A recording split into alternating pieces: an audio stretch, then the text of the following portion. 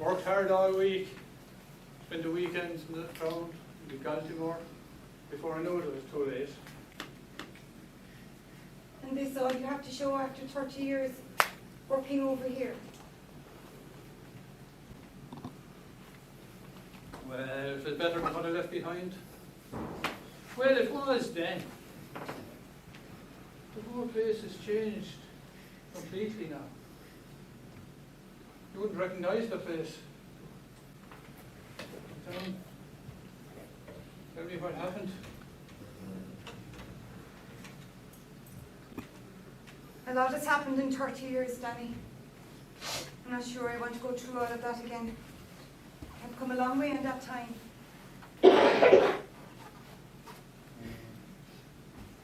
I missed you from that day that you went away and they took you away in the car. In a quiet house then. Never spoken about. There. Can I get you a drink? I'm okay a while. This is all a shock meeting you after this time.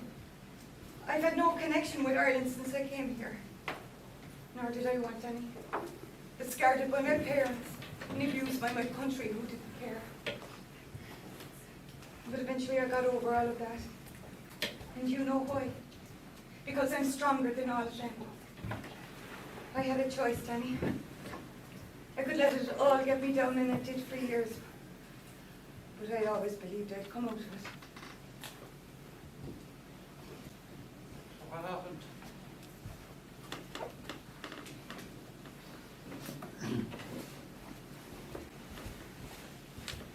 That day they brought me to the laundry.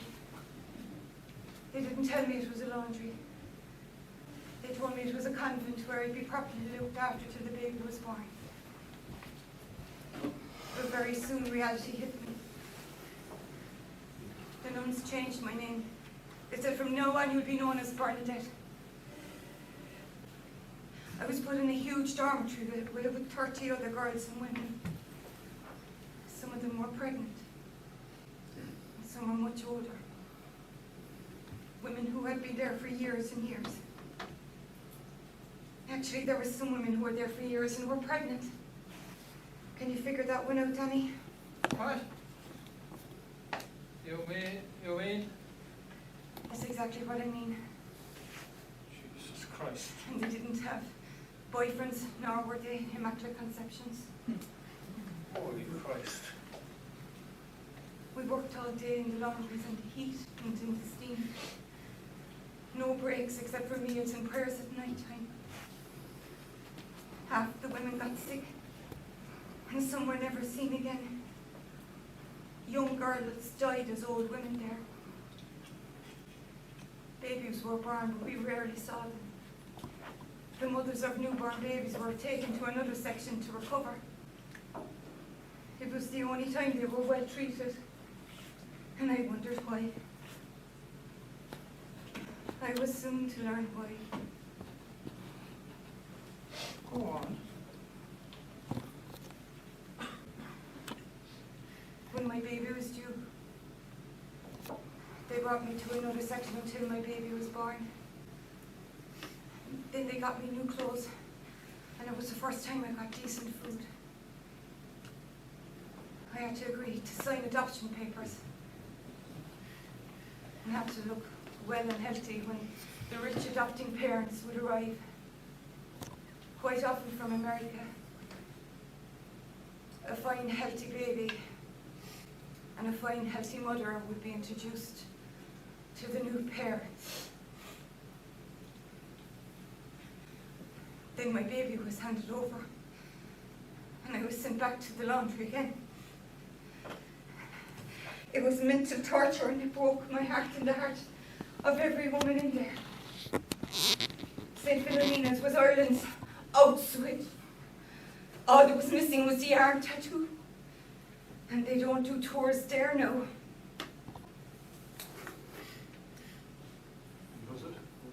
Was it a boy or a girl?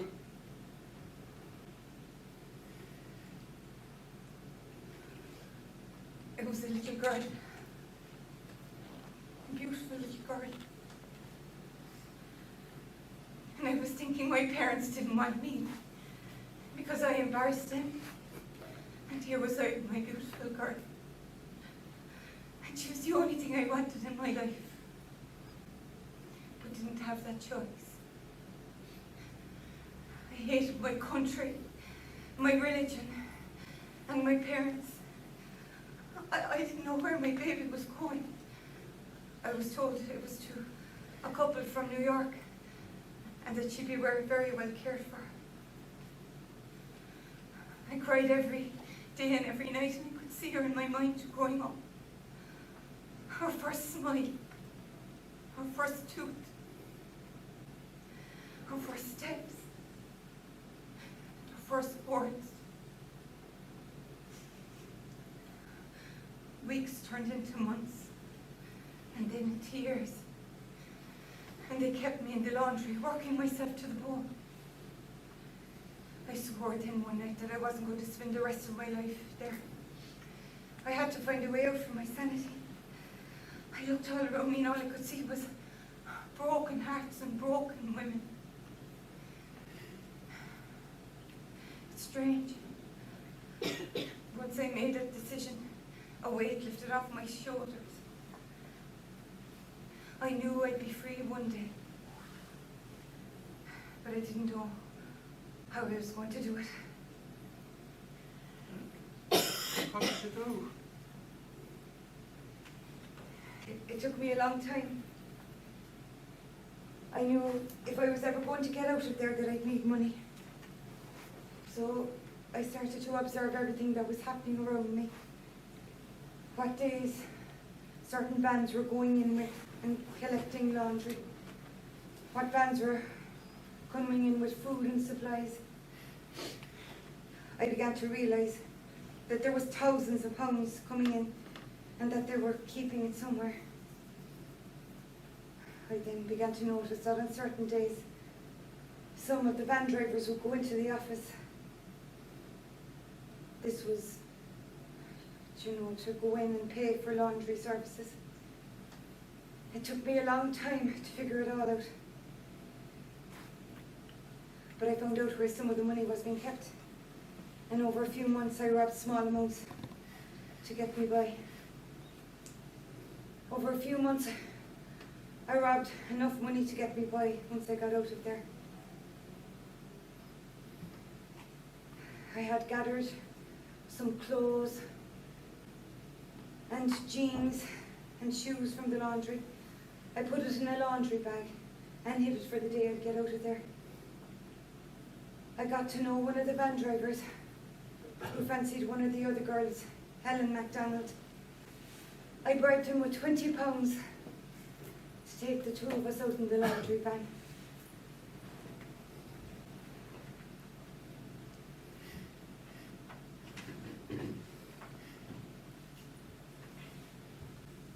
Like the Great Escape? This wasn't a film, this was for real. He eventually agreed. I don't know how we did it. But one day after bringing the laundry in from the van, Helen and I jumped unnoticed into the back, and he drove us out through the gates. It was the first time I saw the outside of that place for years.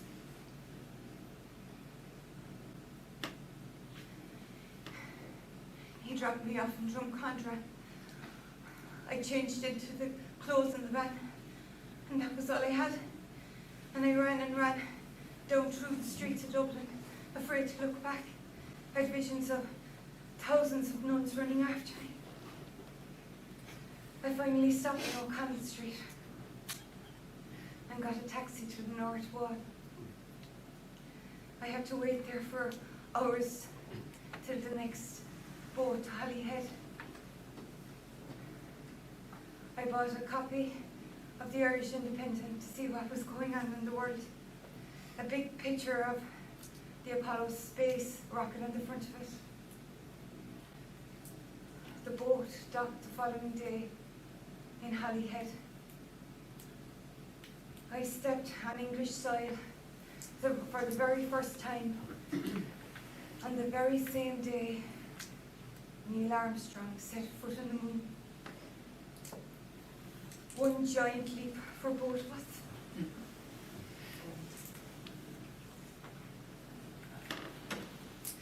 1969. That's when I left Kyle Talk too.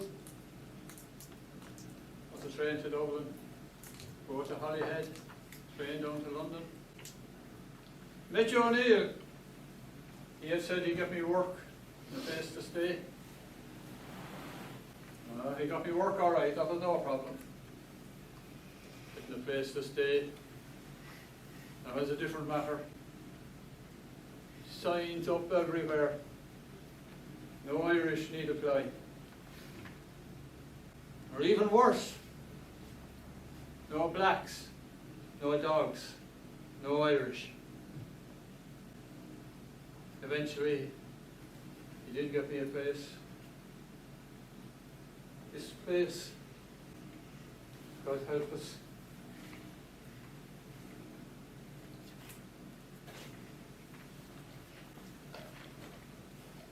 The train journey down to London was my first real sense of freedom. I didn't know where I was going, but I had enough money to get me by for a couple of weeks. I found a place to stay and got a job as a maid in a big house near Chelsea. I was free at last. One evening, the woman of the house heard me singing. She said I had a beautiful voice. She worked in a big theatre. And one evening, she brought me to see a musical. And I fell in love with theatre and music. She helped me with my music and singing lessons, and asked me to sing in a big party they were holding. And I've been singing ever since, in bars, small theatres, musicals, you name it. Occasionally I go down to the city and sing at the tube stations and busy spots, just to get out and meet people. I even get bookings for my street work, and if I go down to any of the Irish centres, I can make very good money doing my street music for a day. It gave me back my sanity. And are you still with those people? Oh God, no. I saved and saved and bought myself a house in Bromley, in Kent. My music and singing helped pay for the mortgage, and I have a good life here now. Music is my life now, and always will be. The distant past is but a memory now. Of course, I wonder how things would have been if things were different. Of course, I wonder where my daughter is and what kind of a life she's had. Of course, I shed a tear when I look back on those years back in Ireland. But I can't let it define me. I'm bigger and stronger than what my parents let me be. I'm bigger and stronger than what Irish religion tried to make me be. I'm bigger and stronger than what the Magdalene laundries tried to impose on me.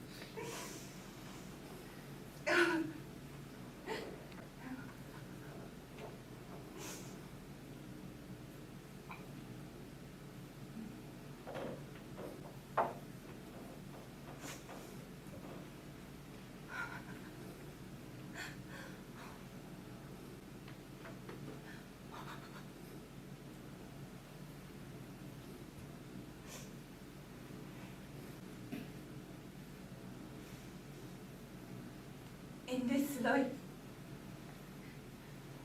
Our destinies and our choices. I made my choices, Danny. And you made your choice when you went to London. But you know what? You stopped making those choices. Look what happened. You're still in the same place you were 30 years ago.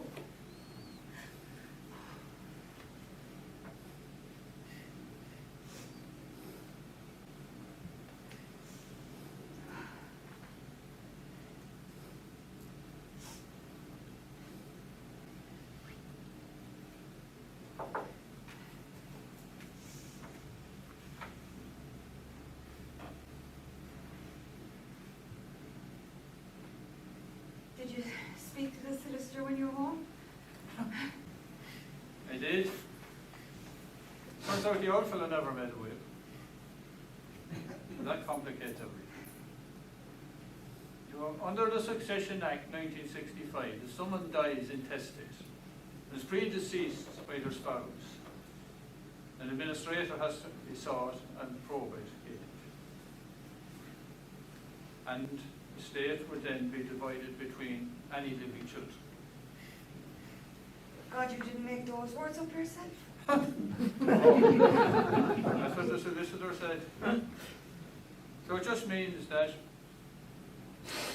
eventually the place would be divided between the two of us, Mary. It means that you will have to go back and identify yourself to lay your claim to the share. I'm never going back there. What if you never met me at the tube station?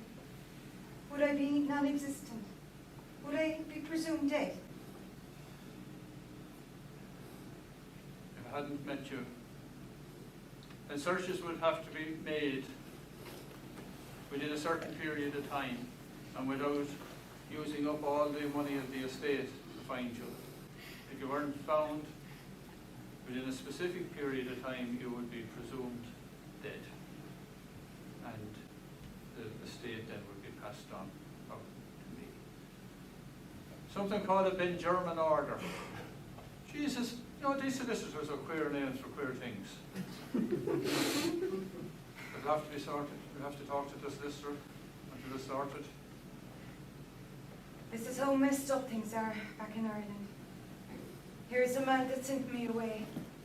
I know even on his deathbed he couldn't get things right. He never thought about anyone else, did he? He only thought of himself. Keep everything quiet and keep your mouth shut. That was his way of going through life. What I know? He wasn't very much in favour of me coming over here. Big Catholic lecture before I came over.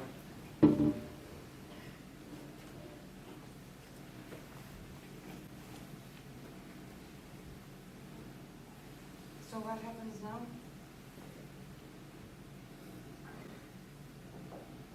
I ring the solicitor. I have to talk to him to finalise things. I ring him and let him know that I found you here. See what he says. And I'll let you know. I'm going away for a few weeks. You can fill me in when I come back. Oh, holidays? No, I'm going to Germany to a music festival and playing a few gigs there. Wow, an international star.